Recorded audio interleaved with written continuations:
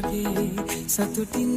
හිතමයේ කයුගී මිය සියට සම වෙලා තුම්පයේ ජීවිතේ ඔබේ මට හිමි වෙන දිනේ වැඩි ඈතක නොවෙයි කියලා දැනුණායි වේ අත්බව